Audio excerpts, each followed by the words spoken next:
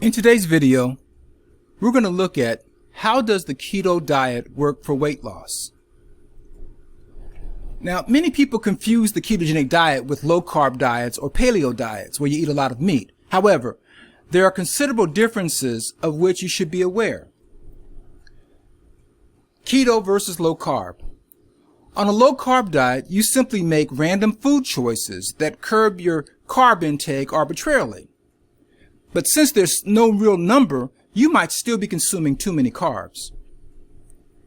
Most importantly, what the low-carb diet lacks is that all-critical ketonic state that turns carbs into fats and provides your body with a new and effective source of fuel.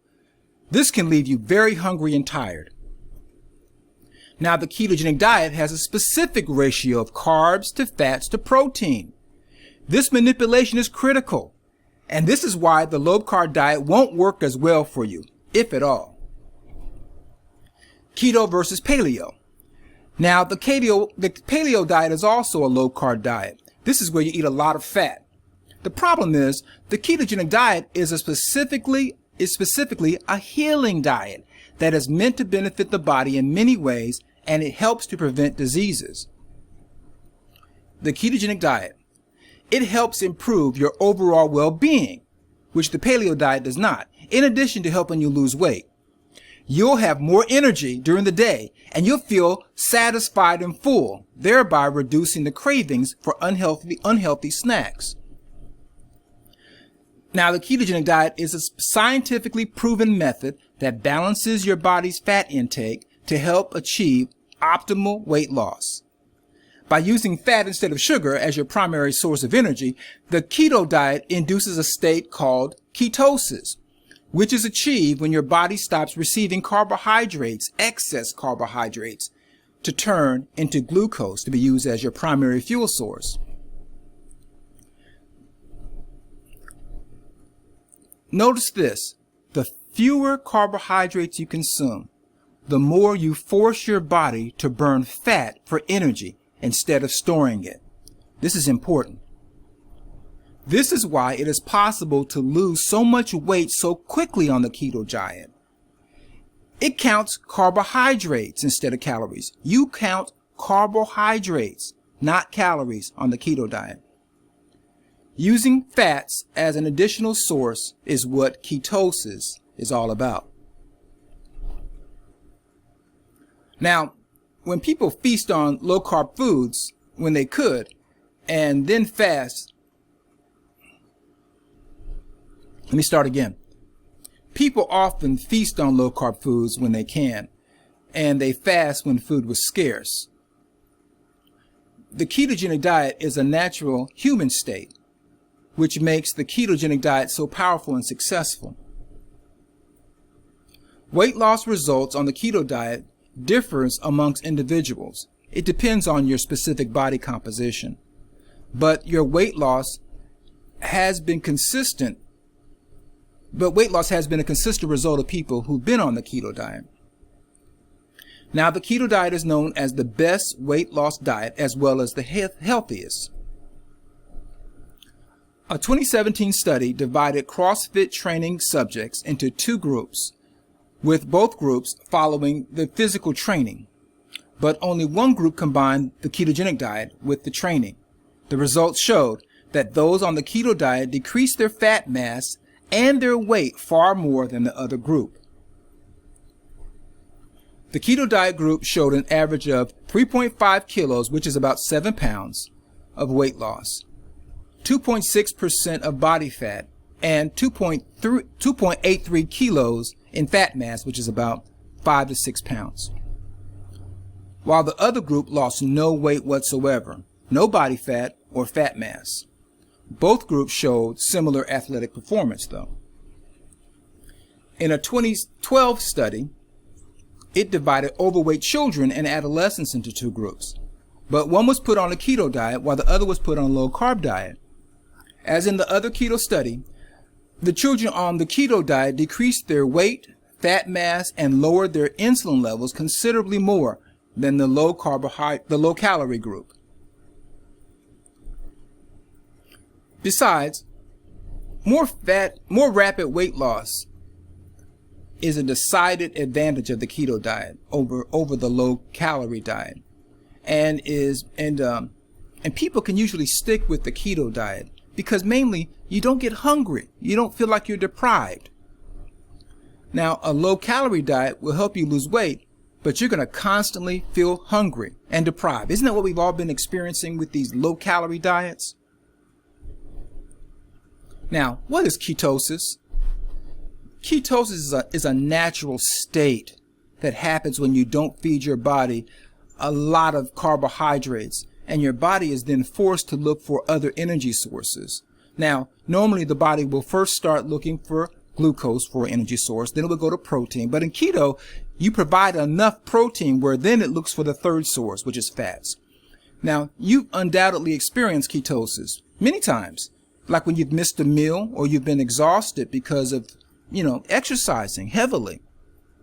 Whenever these things happen, your body helps you out by raising its level of ketones. So your body does this anyway. Now, we all love our sugar and carbs. They put it in all of our foods, but we all know that they're bad for us. But our body will happily use this if that's around. So you want to restrict your carbohydrates, not eliminate them totally. That's ridiculous. And that's where people are going to start talking to us about no sugar whatsoever and no carbs whatsoever. That's a mistake.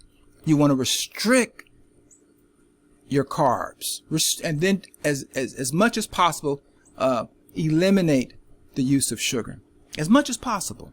Don't go overboard. Now, the more you restrict your carbohydrate consumption, the more the body will produce ketones. It's real simple.